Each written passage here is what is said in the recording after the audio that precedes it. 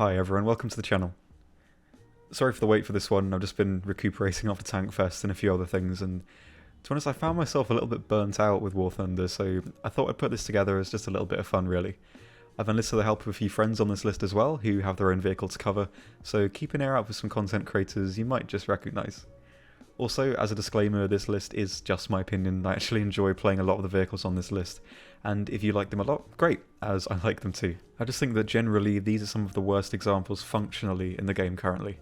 Anyway, let's get to it, and as always, hope you enjoy. Number 20. So, let's start off with the Charioteer. Now, this is a little bit of a reluctant inclusion on my part, as I do quite like the Charioteer as a vehicle itself. The problem really is that it doesn't fit into any lineup at all really anymore. At 6.3 there are no vehicles that can accompany it, as the Centurion and the FV have been moved up to 6.7. So maining this in a lineup at 6.3 isn't really a viable option, and it's not really worth sacrificing a spot at 6.7 for that lineup with the Charioteer. There's no point taking out the Centurion, the Cathfawr and the Tortoise, as these vehicles all fill a very specific role and do their job very, very well. And then there's nothing really that the Charioteer will bring to that lineup apart from a little bit more speed. Along with the Charioteer itself, has a very powerful gun after the AP has been buffed, but it does suffer from very low armour. It's only 30mm on the turret, and it does have the characteristically very poor reverse that most British tanks have before things like the Centurion and the Cathfawr. So at the tier, it's unlikely in most situations you will have a better experience using the Charioteer than you would like the Centurion, for example. It's sadly just not a vehicle that works very well on most maps, and to be honest, could possibly do with a little bit of a down tier. Or alternatively, it could have a bit of a role change, so I personally think this vehicle could actually be quite effective and useful if it was turned into a light tank that could scout things.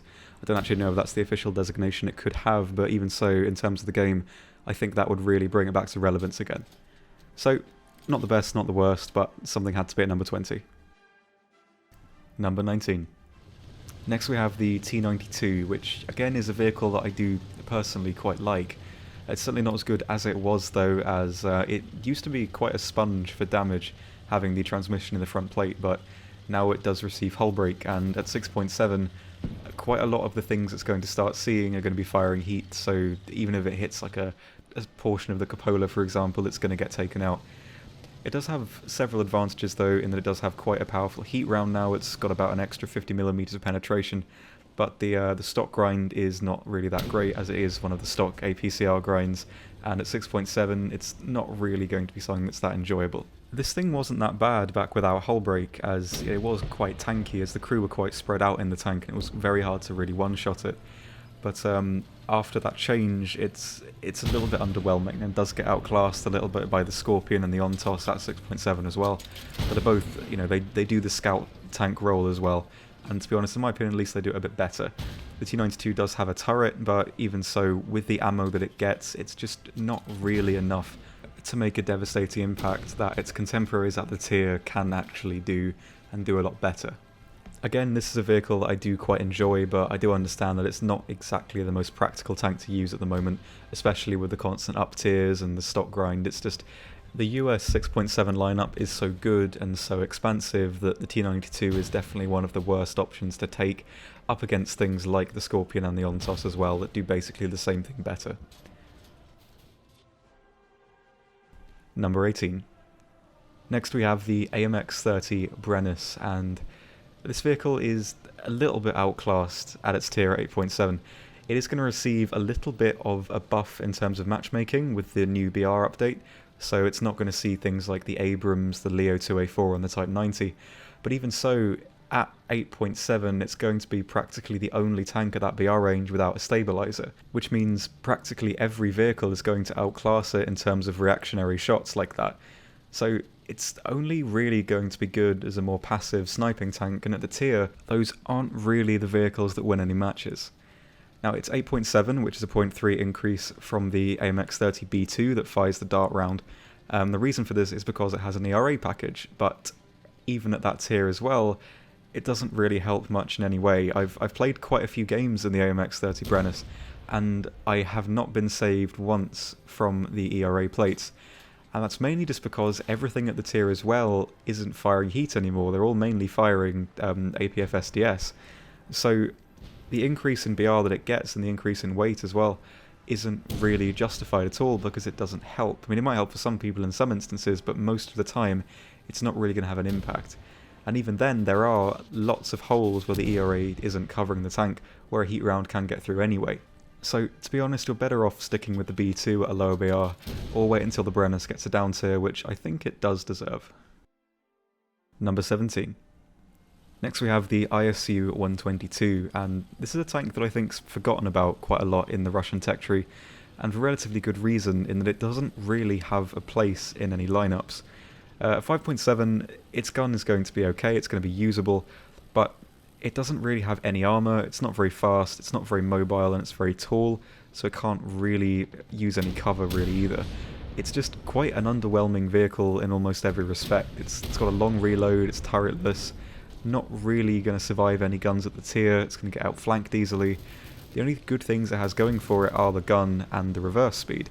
And the gun is exactly the same as the gun that's on the IS-2 at the same battle rating, so there's no real point to take it out if you have the IS-2, which you obviously should at this point. And at the same tier you've got more mobile things like the T-34-85, you've got the ISU 152, which basically does the same thing that this tank does but better. It just doesn't really work anywhere. It's not good on many maps, apart from maybe sniping, but at the same time, just the combination of not having good armor, not really having good mobility, and not really having good reload make it just a really underwhelming vehicle, and there's other better options to pick instead of this tank for the tree, so it should really deserve to be on this list somewhere. Number 16. Next we have the Jagdpanzer IV-5, the German 7.0 tank destroyer. Now, this one does have a few things going for it. It's got a pretty quick reload for the 90mm gun, and itself is very, very quick with a low profile. That's really where the advantages it has stop. It's very easy to one-shot, its stock grind isn't that great, it gets stock APCR, and the 90mm itself, even when you do get heat, isn't really that functional itself. It's really hard to one-shot things with this gun, and even from the side it's going to take a few shots, and it's just quite underwhelming for what it is. You can flank around the map and get some side shots on people, but you don't really have the versatility to keep that up for very long, mainly down to how low damage the gun is and the fact you don't really have a turret. The RU-251 at 6.7 below this tank is arguably a lot more functional, as it sacrifices a slightly slower reload for a turret, which makes it work a lot better. This vehicle is just not really one of the easiest things to use, and it's quite frustrating as you can put it in a situation where you do have a side shot on somebody or an advantage over somebody in any capacity and not really be able to kill them just because of how the gun lacks potency. Not the worst tank in the world, but out of all the other German 7.0s, it's certainly the least effective. Number 15. What is going on, guys? It's your boy Slick, and today I am joining Oxy, or Oxy has asked me to explain why the Bagel is a bad vehicle. Now, I like the Bagel, and I've actually been caught numerous occasions saying I enjoy it and it's a good tank, but it's not really a good tank. It is not actually a tank, in my opinion. It's an APC kind of scout vehicle, light tank that you can kind of do things with, and it has a little variety of tools that you can kind of use well, but at the end of the day, it is paper thin, and at the BR that it's at, you will run into tanks that will far, far, far outnumber and out-tank you. You get a 25 shell, I think it's 25 shell mag, with the auto-loading cannon, and it can pen a decent amount of armor. I think it's about 140, 100, like around 100, 140. You can definitely kill an Abrams, any top-tier medium tank from the side if you get around them. But getting around them is the problem, especially being slower than these new tanks that have been added. An XM1 will run a circle around you. Abrams will run a circle around you. Any of these new tanks, if you play arcade, a Leopard will run a circle around you. Any of the new tanks, any of the older MBTs will definitely outrun you, outshoot you, outrange you, and just pretty much do everything better than you. The one thing you have on your side is an ATGM. You get a tow missile upgraded. It can kind of do a good amount of damage if you pen, but at the same time there are so many people running around with composite and armor that just doesn't care about ATGMs anymore that this tank is kind of fallen behind. I suggest if you want to use the bagel, if you want to spade the bagel, use it, do it. It's a fun meme tank. You can definitely get something done with it. And random times, of course, you'll have random games where you get like 4 or 5 kills. It's a great scout vehicle, though. If you're playing in a squad, you can get a lot of scout bonuses if you're playing in tandem with somebody in a leopard or something like that. You can scout a guy with your binos, hit him up, bang, bang, get some scouting points, and that's about it. So yeah, that's the bagel. Number 14. Next we have the M551 Sheridan. Now I know this is a tank a lot of people like. I quite like it, not particularly, but it's a vehicle that in itself isn't bad for what it is. I mean, it's a light tank. It's a light tank at 8.3, so you're expecting no armor. It can't really brawl. So comparing it to other tanks like that isn't really fair because of what it is, but that doesn't really excuse how badly it performs. I mean, sure, it's not really many spawn points. You can scout, you can get into a plane. It's more of a passive tank to use, but that doesn't mean it's excusable for what it is. So it gets quite a long reload for what it is at 8.3. It's about 15 seconds for the heat or the HE round and 20 seconds for the ATGM, which you have a limited supply of. And on most maps, the ATGM is the only thing you can really use, despite the heat having quite a bit of punch to it now. But it's just not something that is versatile, and I think that is really the core of what a good tank should really be. So no armor, hull break. You need to poke out behind hills to actually get shots on people, and all they need is an APF SDS round through the turret into the breach, and it's going to knock you out. Now it wouldn't really be so bad if its playstyle actually had some advantages. So the Sheridan is really quick. It's got good turret traverse and all that. The thing is, everything else basically at this tier is really quick as well. So there's not really much opportunity to flank and get side shots on people because there'll always be somebody else there who's just as fast as you.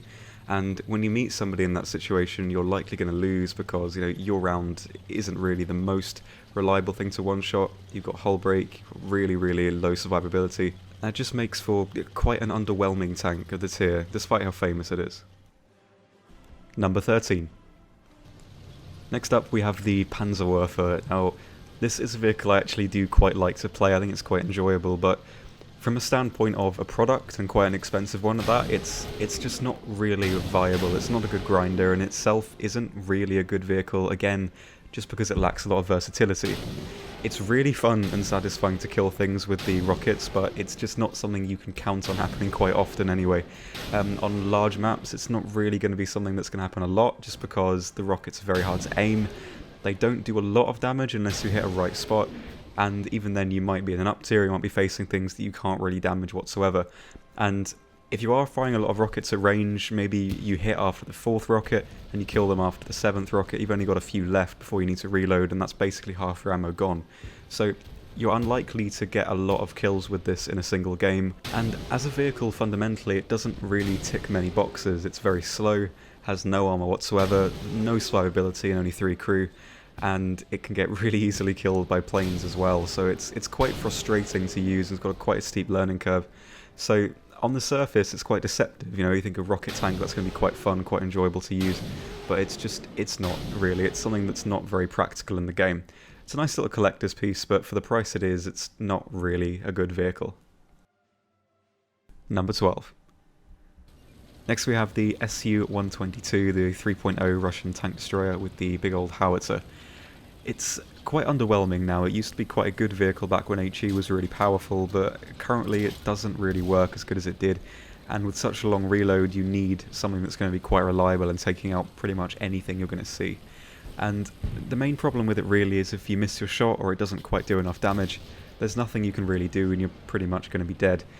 You're not really the most maneuverable thing, you've got very little armor and a very long reload, so if you mess up that first shot and you're still in the firing line, there's not really a lot that you can do. This tank can be pretty good in the down tier, as it can fight like things like Stuarts quite frequently, which can't really penetrate you frontally, but that's not again something that can really be relied on. And despite the gun being powerful on paper, there are a lot of other vehicles at the tier that just do a better job with less than half the reload that this thing has. And it's just, the reload that it has doesn't justify the gun. It's not powerful enough to have a 20-second odd reload.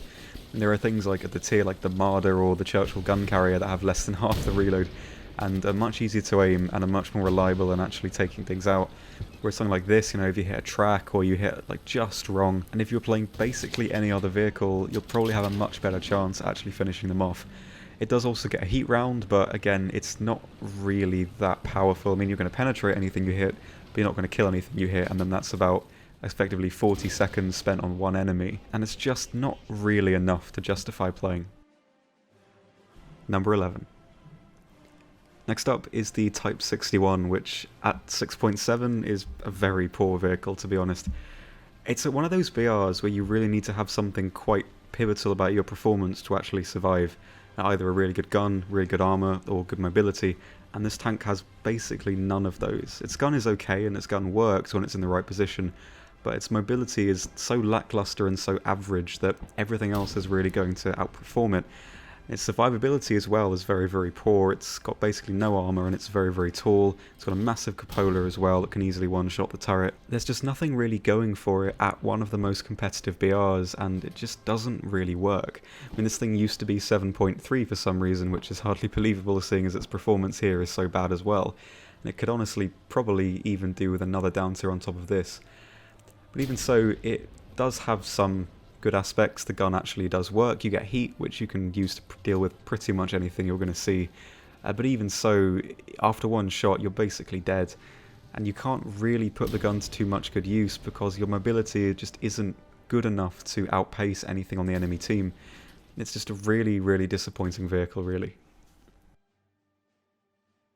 Number 10. Next is the Rogo, the Japanese 1.3 premium heavy tank. Now, at the point of recording this, it's actually the least played tank, at least on Thunderskill. And that does kind of tie into its ability a little bit. For the price it is, it's very, very underwhelming. It's very slow, it has very slow turret traverse, and despite it having two guns, they don't really work very well together. One of the guns, the 70mm, has a very low velocity, whereas the 37mm has quite a high velocity, and using both of those in parallel is quite tricky, so you can't really get both of them on target at the same time unless you're very experienced with it. Alternatively, you can just switch in between the guns, but that does waste a little bit of time, considering that you are fighting things that can reload very, very quickly and are probably quite mobile as well. Heavy tanks don't really work too well at this BR anyway, but this one especially, just because the crew are all very, very tightly packed. Only like a single shot through the middle of the tank will likely completely disable it. And due to the turret traverse being so slow and the tank itself being quite slow, in one-on-one engagements with any other light tank, it's probably not going to come out on top unless it gets the first shot on, just because of how fast everything else is and how slow you are. And considering as well this is a product, it's something that you need to pay money for, it's possibly one of the worst places you could put your money in the game. With regards to that, it does have quite a powerful gun, the 70mm, despite it having about 300 meters a second velocity. It's just not really very easy to hit targets, especially at this low tier where everything's very quick and quite small. It does make for a really tedious tank to use, and especially one that you've put money into. Number 9. Hey, I'm Cathfawr and I'm a streamer. The PT-76B, literally floating tank 76, was introduced by the Soviets in 1959 as an upgrade to the PT-76 reconnaissance tank, basis for the ZSU-23 Shilka and ASU-85, both seen in-game. Still widely used in developing nations, which suggests its real-world performance is better than in-game. In-game, it's a 5.3 light tank for the Soviets that begins the mid to late tier light lane after the ASU-57. Its armour is essentially non-existent. Despite being significantly sloped, it's still penetrable by 50s up to around 400 meters and was only designed to stop 7.62. Any cannon hit is likely to one-shot it. However, overpen or fuse failure is possible due to the thin armour. Likely the first real stabilizer encountered, the stabilizer and its amphibious capability are unique to its battle rating. It uses APCR as its stock round. However, APHE and Heat FS unlock early. Heat FS isn't overwhelmingly powerful, but is uncommon for its tier. APHE and APCR are middling quality pen. Its gun is neither weak nor strong and reasonably accurate. Stabilizer wobble starts at around 20 to 25 kilometers an hour. It's difficult by 30. It's got comparatively low turret rotation speed of 14 degrees, like a Sherman, alongside its contemporaries, the Walker Bulldog and AMX-13, which are both in the 20s. It has reasonable acceleration, mediocre top speed for a light tank. It drifts and slips wildly at medium to high speed, and this is rather difficult to handle when trying to nibble across the map, which is precisely what you need to do. Also, the lightweight of the vehicle means that hitting obstacles is likely to significantly slow you down. It is not manoeuvrable or inconspicuous enough to really function in its role as a light tank. It serves as more of a glass cannon without the added punch that you would expect. It's possible to do well, but many other tanks do what it does better. Number 8. Next up is the Archer, which I guess a lot of you probably guessed would be on this list somewhere, as it just doesn't really fit into WarThunder at all. As you will probably know, the gun faces backwards and it has a very slow reverse, meaning that if you are going to engage people, you either need to snipe very, very far away, or turn around just before you start engaging someone and have a very tedious, slow British tier reverse into where the enemy are. On top of all of that, you've got barely any armour, your engine's in the front so you can always be set on fire, and you have no turret, so no boxes ticked on survivability there.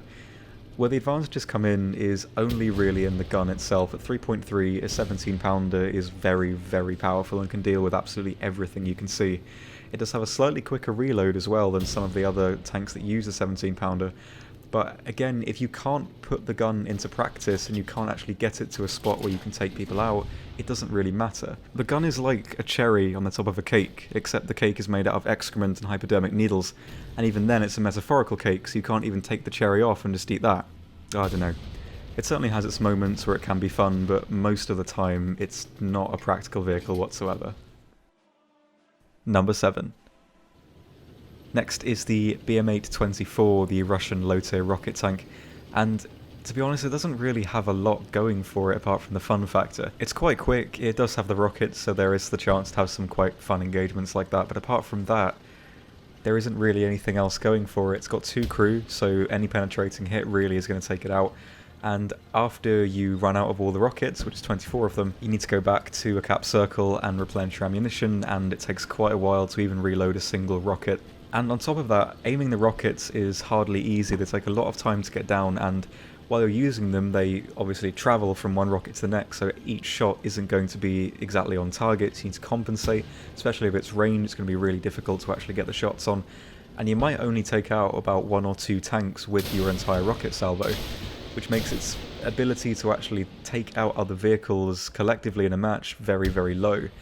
As well as that, the rockets themselves aren't really very powerful. They've got just over 20mm of penetration, which means you aren't really going to bypass anything's armour, but you can land on top of tanks, you can hit the bottom of turrets and explode downwards. So there are ways to kill most of the tanks you can see, it's just not really very reliable to do so. While you're firing at tanks from range and probably not penning them, they can just shoot you anywhere and you're going to get taken out. And again, this is a product, a premium, and for the cost that it is, it's really not worth your money, to be honest. It's not a good grinder. However, it is fun. There are plenty of opportunities to actually have some satisfying and enjoyable kills with it, but as a vehicle functionally, it's very, very poor. Number 6.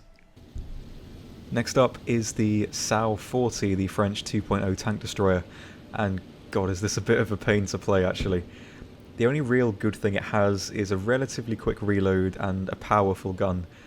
But apart from that, it's just very, very tedious. It's an actual chore to play this tank. I think it used to be 2.7 as well.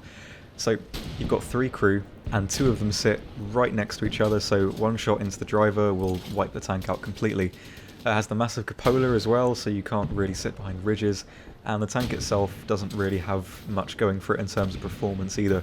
So it's really not survivable whatsoever. It's got quite little armour as well. Collectively it's only about 40mm frontally at least, and that's not really enough to stop anything apart from maybe the Japanese tanks. And on top of that, the mobility has some odd aspects to it as well. It has this sort of odd characteristic that if you're on a hill and you try and turn, it will sort of slide sideways like a bar of soap on a wet surface, and it can lead to some really frustrating engagements where the tank itself is doing something you can't really control, and that on its own has led to quite a few deaths. But anyway, even reserve tanks, like the German reserve tanks, the American, the Russian reserve tanks, can all easily penetrate you frontally and kill you in probably one shot. You can do the same as well, but that doesn't really matter very much when they can do exactly the same to you, and they're a lot more mobile and all these other things as well. It does also suffer from a little bit of overpenetration on some tanks, like the fuse is very, very bad for the gun. It's very poor, so you will overpen quite a lot. It's just quite a tedious tank to use. It can work in up tiers actually, because the fuse doesn't really affect it that much because you're fighting things with more armor, but most of the time it's going to be a real chore to actually use this one. Number 5. Alright folks, my name is Freyn and I've been streaming and making videos on WarThunder tanks for about a year now, and of all the tanks I've played in that time, the M2A2 is definitely one of the worst. The only thing it's really got going for it is mobility, as it has a fantastic top speed, but its largest weapon is a 50 caliber machine gun with a whopping 26mm of pen at point blank.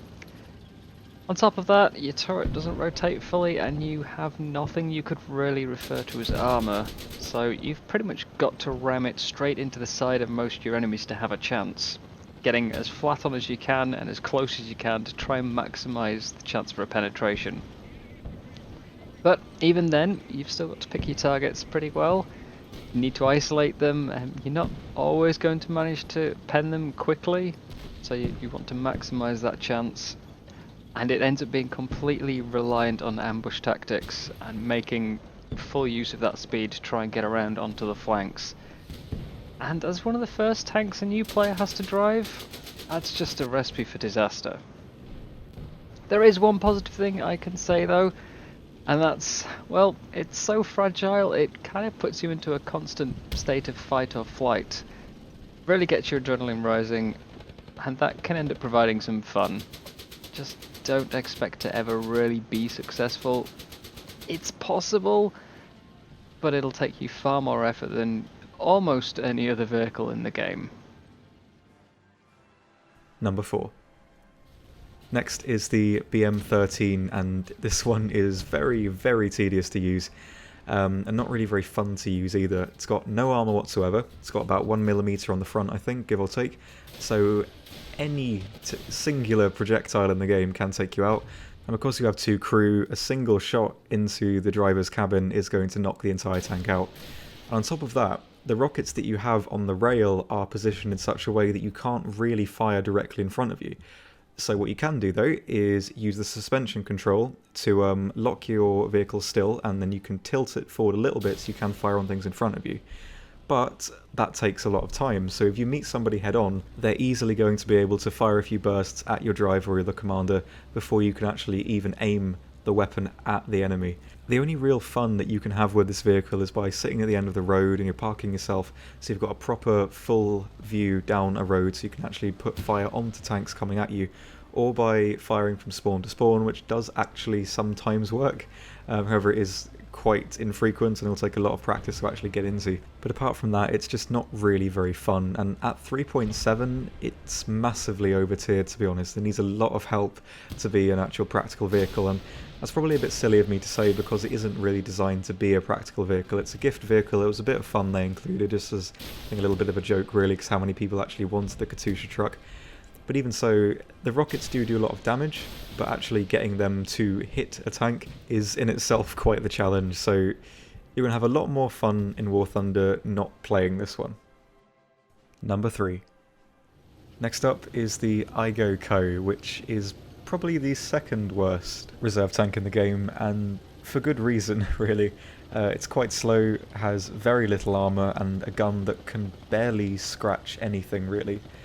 The only advantage it has going really is the gun, and the gun itself isn't really anything too impressive. It's a 57mm, which is quite big for the common guns at the reserve tier, but it's got very, very little penetration, and there are some things at the tier that it can't even penetrate basically anywhere, meaning that it can be quite a chore to use, and for a reserve tier tank it should at least have some benefits, especially since this is one of the vehicles people are going to be starting off with. It's not really very survivable either. It's got a very, very weak frontal armament that anything can really go through, even 50 cals. And on top of that, it's not really very mobile either, at least compared to the other reserve tanks. And as well, the gun is pretty difficult to aim. It's about 350 meters a second on the velocity. So like the Rogo, it's quite difficult to actually hit the fast-moving tanks.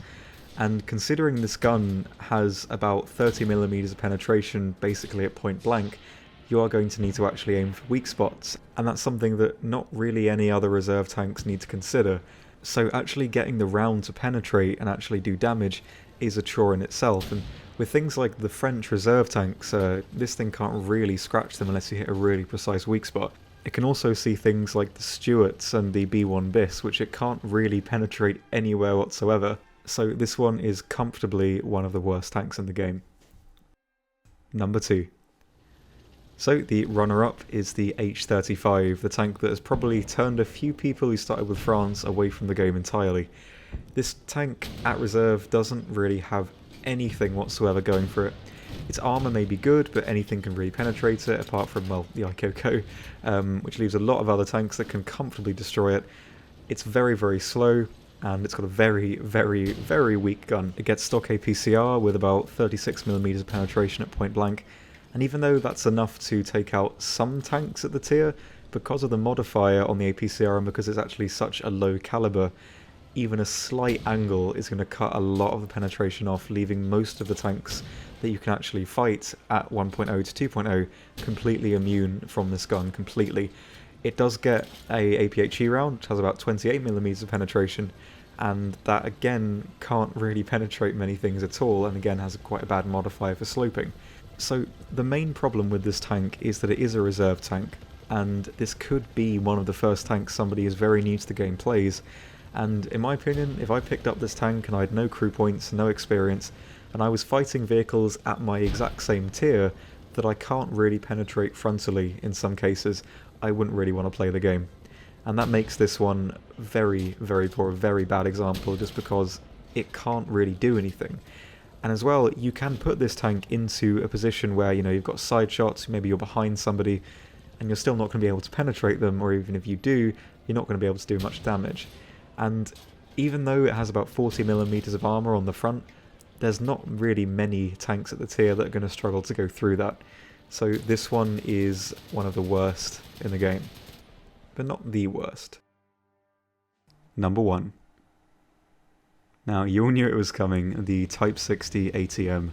Japan's only dedicated ATGM vehicle, and my god, is it terrible. Of course, it is possible to get kills with this thing, but most of the time it's really just not going to happen at all. So let's go through the problems. It has no armour really itself, it's not super quick, it has only 6 ammunition, and it fires only ATGMs. They're WASD controlled, and it can only really fire indirectly because the ATGMs are above the vehicle and pointed upwards, meaning you need to aim them down to actually land on something. So again, it has a minimum range. And this is where the problems really start to open up, and as well because of the way ATGMs have a tendency to dart all over the screen sometimes depending on the ping and other issues like that. So there are plenty of instances where you're using this vehicle where there's a tank that you could hit, you could kill if you were in literally basically any other tank in the game. So if you go around a corner and there's a tank there that's not looking at you, maybe a few hundred meters away, there's nothing you can do. You can't get the ATGMs down to hit him. I mean, you can do things like pivot yourself on a wall, like back up onto something just to push them down a little bit, but even then, one of them might miss, you might hit, but you only really damage a track. Like, they're not the most damaging ATGMs anyway. And on top of that, you've got about a 10-second reload in between each one, and you only have 6 of them. So when I've been playing this vehicle, I've been averaging about 2 to 3 ATGMs per tank, and that's about 2 kills per game. And that's a very, very low sort of ceiling for how much damage this vehicle can do. I mean, obviously it can have the ability to take out 6 tanks and maybe some more with the MG, but it's practically never ever going to get that many kills just because of how horrible this tank is to use. In arcade it's not as bad because it is mouse controlled in arcade by default, so you can sit behind a hill and let the mouse do its work, but in RB, in most situations, this tank can't even hit a target, let alone actually destroy it. And that, I think, is grounds enough to give this one the title of the worst ground vehicle in the game.